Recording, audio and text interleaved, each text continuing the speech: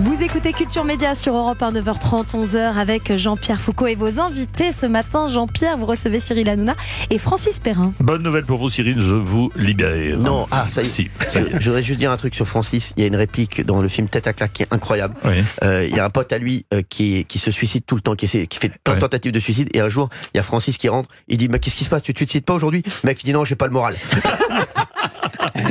Merci beaucoup, Cyril. Merci, c'est moi qui vous remercie. On salue Emma. Et oui. Nous sommes les parrains de cette association magnifique pour les beaux yeux d'Emma. Oui. Et nous l'aimons et nous espérons de tout cœur qu'on trouve une solution à son problème. Merci, et Jean-Pierre. qu'elle recouvrira la vue. Merci beaucoup. Ça m'a fait Cyril. très plaisir d'être sur Europe 1 et bravo Francis. Merci à tous, merci. Merci, Bande-annonce de Louis XIV et ses espions. Écoutez. Je m'appelle Antoine Rossignol. Conseiller du roi, je suis le témoin privilégié de ce vaste réseau d'espionnage. Immersion dans les secrets d'État d'un pouvoir paranoïaque. J'ai décidé de vous faire installer un bureau auprès de moi à la cour. Réseau d'informateurs. Sire, on nous rapporte que le chevalier de Rowe aurait pris la tête d'une conspiration. Messages codés. Qu'on fasse parvenir immédiatement cette lettre décryptée à nos ennemis. Empoisonnement.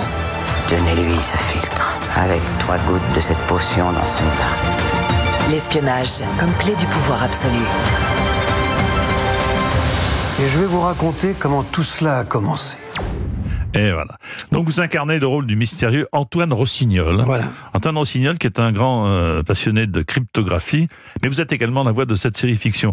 Qui était Rossignol pour Louis XIV? Alors c'était un mathématicien qui était cryptographe et qui a décodé des messages. Il a réussi à chiffrer aussi des messages, à intercepter. Et donc il a travaillé pour Richelieu, pour Mazarin, sous le règne de Louis XIII. Et Louis XIV, après, l'a pris en grande affection, je pourrais dire, parce qu'il lui a mis un appartement juste à côté de ses appartements pour être un de ses espions de la cour. En fait, Louis XIV avait peur du complot en permanence. Absolument, il y avait un cabinet noir et Rossignol était là pour essayer de déjouer tout ça. C'est ça. Oui, donc Louvois et Colbert étaient travaillaient beaucoup avec lui, et donc c'était un homme extraordinaire. Et son rôle était d'intercepter en fait toutes les correspondances, n'est-ce pas, pour éviter de toucher le roi. Il avait peur, le roi, de son entourage. Voilà. Ouais. Absolument. Et d'ailleurs, dans l'affaire des poisons, il a été aussi très très important, puisqu'il a décodé aussi des messages, et il faisait écrire des messages aussi en chiffré, donc il envoyait des espions en Angleterre, tout ça. Enfin, c'était assez formidable. En fait, dès le premier épisode, on le voit notamment intervenir dans la rivalité qui oppose Colbert à Fouquet.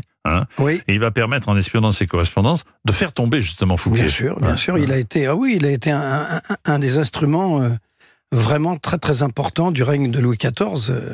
Comment vous êtes-vous préparé sur ce rôle? Parce que déjà, physiquement, il faut le faire. Moi, je connaissais un petit peu, vous connaissez mon goût pour l'histoire, donc je connaissais le siècle de Molière. Vous avez écrit sur Molière. Voilà, donc, mais je connaissais que ce personnage avait existé, mais pas autant que ce qu'on m'a montré dans cette série et qui m'a passionné, et ce personnage. Et son fils a pris après, et son fils et son petit-fils ont pris la suite, pour être cryptographe et crypto-analyste. Alors, on attend avec impatience donc ce rendez-vous. Ce sera mercredi soir, le 17 à 20h55, Louis XIV et les espions. Il y a quelque chose qui m'épate chez vous.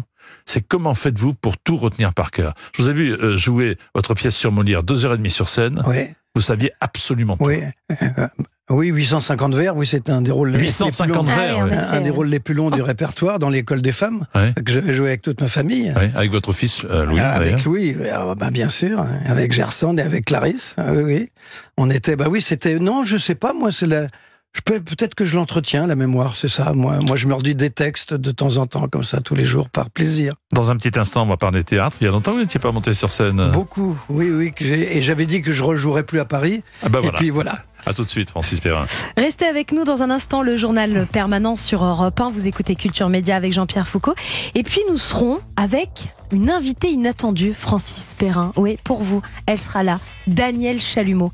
Ça vous parle? Oh oui. Elle sera là, rien que pour vous dans ce studio. Oh, ça me fait plaisir. Ah oui, on fait tout pour vous faire plaisir ici. À tout de suite sur Europe 1.